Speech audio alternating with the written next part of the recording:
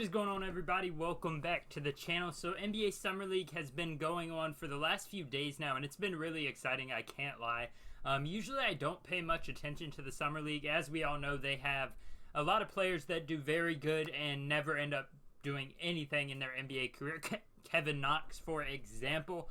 But anyways, this year has just been very entertaining. As a Bucks fan, I've loved watching Mamu Kelishvili. We just call him Mamu. I've loved watching him play. I just really like what I'm seeing from Marjan Beauclamp. And AJ Green has even been pretty decent. Jordan Nwora isn't on the team this year, but last year I enjoyed watching him go off.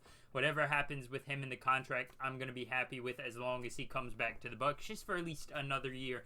But today I really want to talk about a lot of the rookies, and I'm going to go ahead and give my extremely early 2023 NBA Rookie of the Year predictions as my LED lights begin to freak out. I don't know what that's about, but that's a little creepy. Anyways, as I was saying, though, Summer League has so much potential, and I think this year it started to show how good it can be. The games have been close, they've been entertaining, and it's just been a very, very exciting thing to watch. But as always, guys, if you do enjoy my videos, make sure to hit the like button and subscribe. I'm trying to hit 300 subscribers by the end of August. You guys doing any of that, like hitting the subscribe button or hitting the like button at all, helps me out so much. And let's go ahead and get right into the video.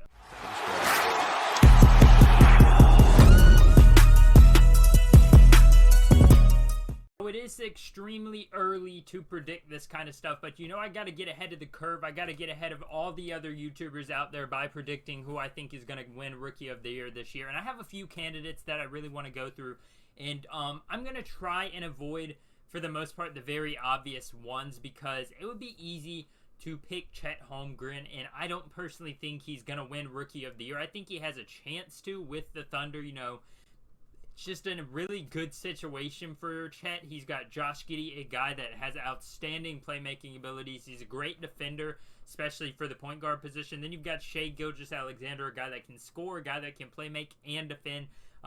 Maybe not to the degree that Giddey can, but to a high degree as well. Then you've got Lu Dort, another great defender, and also a very fairly efficient three-point shooter. Lu Dort is a great guy there. So the situation for Chet Holmgren, honestly, could not be any better. They had every other position lined up except for center, if we're being honest, and now you've got a guy that's 7 feet tall, a guy that can move like the best of the best point guards in the NBA or in college basketball at the time. A guy that has handles at 7 feet tall. You know, he can hit the three at a relatively reliable clip, but he can also drive to the basket. He can back you up.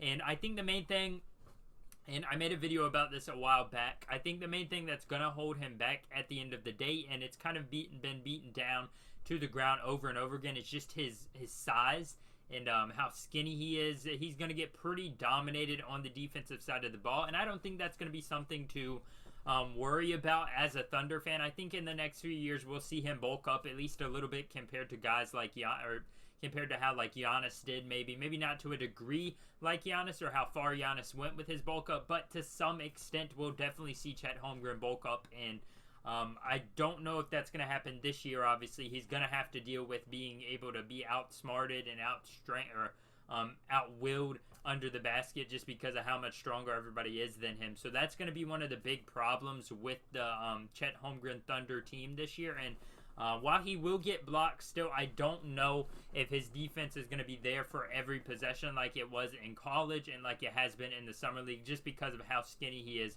and how easy guys like Giannis and Joel Embiid will just move him out of the way. But at the end of the day, I don't think he's going to win Rookie of the Year this year because of that, but that doesn't mean he won't be a great player in the future, and that doesn't even mean he won't be a good player this year. We've seen the last few years guys that have had outstanding seasons not win Rookie of the Year. I mean, Cade Cunningham didn't even win it last year. Jalen Green didn't, and both of those guys had really good seasons. Josh Giddey had he had a tough stretch there towards the end, but through the beginning of the season, he was a top rookie in the league, and he didn't end up winning it. I mean, we've seen Donovan Mitchell miss out on the Rookie of the Year. We've seen guys before.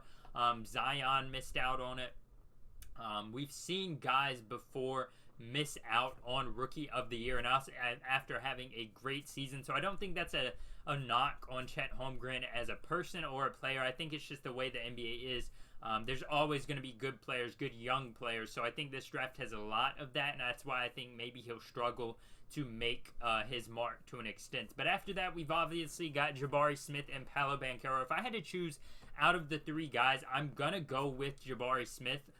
Just because Paolo Banchero and Orlando, they still don't have a great team around him. I mean, Franz Wagner is looking to be a great player, but you've got Cole Anthony, a guy that's going to take a lot of shots away from Paolo. Franz Wagner as well is going to take shots from him. They bring back Mo Bamba, so it looks like there's going to be some competition as far as extended playing time. I think Paolo starts for sure, but at the end of the day, they only have so much time for all the bigs, and I can't believe that they re-signed Mo Bamba with the deal that he was not going to play. So there's going to be a lot of room for Paolo to play, but I think at the end of the day, he's going to have too many shots taken away from him to have a Rookie of the Year season. But I do think he can still maybe, make his mark in some way, shape, or form, whether that's rebounding defensively or offensively to some degree. But that's why I don't think he'll win it. But if I had to go with who I think will out of the top three guys, Jabari Smith is my pick. I thought he was going to go number one overall, and I still think he should have. The Rockets have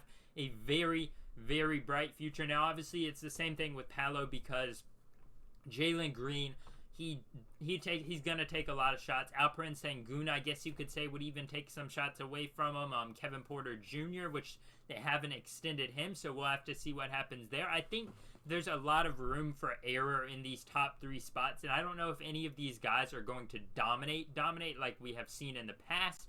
But I do think out of the three, Jabari Smith Jr. has the best opportunity to, because Kevin Porter Jr. is a fairly reliable playmaker. Cole Anthony doesn't have that, at least to that degree in Orlando. So that's why I think it's maybe a better situation for Jabari Smith Jr. Jabari Smith Jr. also brings defense. Paolo does as well, but Jabari brings defense. He brings offense. He brings it all to the table. So I think he's got a great chance to make the Rookie of the Year run. But here's where I want to get into my two main guys, and one of them does have some recency bias. I believe Keegan Murray for the Sacramento Kings has a massive opportunity here to become the Rookie of the Year in 2023, and that's not just because of how well he's been playing as far as Summer League. I think with the way the Kings roster is built, they have an open spot for him to get as much playing time as possible. I mean, you've got to think about it. Domantas Sabonis is there, but after that, they really don't have any big men. They've gotten rid of Marvin Bagley, and Keegan Murray's not even a traditional big man. He's more of a smaller big man, small forward, power forward type. But I think if he slides into that spot with a playmaking power forward like Domantas Sabonis, you've got De'Aaron Fox who can make. He's been not as good as he should be as far as playmaking goes, but he has gotten better over the last few years. So I think it's got a lot of weight in there for Keegan Murray and a lot of room for him to grow as a scorer and a defender. I think his defense is all right. It's got a lot of room to improve, but he can do that. I know he can. And after that, I think that, De'Aaron Fox being able to play make Domantas Sabonis for a big man has amazing passing abilities, and I just think that's going to set Keegan Murray up very nicely as far as scoring goes and efficiently scoring. It's going to get him open because defenders are going to be drawn to guys like Fox, guys like Sabonis, and that's really at the end of the day what's going to make the difference if you're a rookie, and how you're going to be able to get a reliable amount of shots up and at least efficient shots that look good. So that's why I think Keegan Murray may have a chance to win Rookie of the Year. But if I'm going to go with the dark horse here, I want to suggest Shaedon Sharpe. Now, this is an interesting one because the Blazers really don't have room for him in the starting lineup. You've got Damian Lillard. Looks like he's probably safe for the next few years. I don't think he gets traded in at all, honestly. As much as I would like to see him get traded, I think he's stuck in Portland for the rest of his career. Anthony Simons, as well, is a young up-and-coming point guard who's likely going to continue to play at shooting guard for the Trailblazers, which is difficult, but that doesn't leave any spots for Shaedon Sharpe. I mean, Shaedon Sharpe could theoretically slide to that 3 spot, but at the end of the day, they have Jeremy Grant, they've got Nazir Little, they've got guys there that have already proven themselves, and they've already shown that they want to compete right now by trading for Jeremy Grant. So at the end of the day, they don't have a lot of room for Shaedon Sharpe on the starting lineup, but that's where his dark horse mentality comes in. He's an elite scorer, in my opinion. He has some good good attributes when it comes to playmaking, when it comes to three-point shooting. Mid-range is okay, but he's pretty good when it comes to driving. So that's why I really think he could be a dark horse candidate because of his bench potential. They really have no consistent scorers coming off the bench. They don't have guys that you could look at and say they're going to dominate or they're going to be the best players coming out of the or coming off the bench in the NBA. So I think that leaves a lot of room open for Shaedon Sharpe to make that jump as a six-man of the year caliber player. Obviously, he won't win it his rookie year, but I think he has an opportunity now to be the rookie of the year just because of how well or how much the offense can be revolved around him while coming off the bench. I mean, you've got to think they really have no scoring off the bench, so that leaves him with all the room in the world to take up the scoring and at least average 15, maybe a little less points per game. I think he can hit that mark off the bench, and that's why I have Shaedon Sharpe as my Rookie of the Year dark horse candidate. Now, I've talked a lot. I've rambled a lot. Thank you all for listening to me, and I want to give you my final selection as my way too early prediction for 2022-2023 NBA Rookie of the Year, and that is going to be Jabari Smith, power forward, small forward from the Houston Rockets. I talked about it before. That I just think he's set up perfectly with the Rockets. They have so many good young players, and they're going to work very well together, in my opinion. I think it's a great situation for Smith. I think it's a great situation for Jalen Green and all of them. And at the end of the day, we've still got a month or so before we even start thinking about the season beginning. So we've got to wait a long time before we'll ever know who wins the Rookie of the Year award this season. But this is what I wanted to get out for you guys today. I wanted to let you know how I'm feeling, at least right now after Summer League. Maybe it changes a little bit, but at the end of the day, these are my thoughts right now. Thank you guys for watching this one. How do you guys think this season's going to end up for each rookie? Who do you have as your way too early Rookie of the Year predictions? I'd love to hear your guys' thoughts on that. I have a lot of interest in this draft class. I think there's so many of these players that can end up being really quality NBA players. So thank you guys for watching. Make sure to hit the like button and subscribe. Check out all my other videos. I post a lot of NBA type videos or NBA informational videos. Just recently I posted a video about OJ Mayo and what happened to him, why he was out of the league so soon. If you're interested in that type of video, make sure to check out in the top corner right here or at the end of the video in the tags and the annotations. Thank you guys for watching this one. I'll see you guys next time. Peace.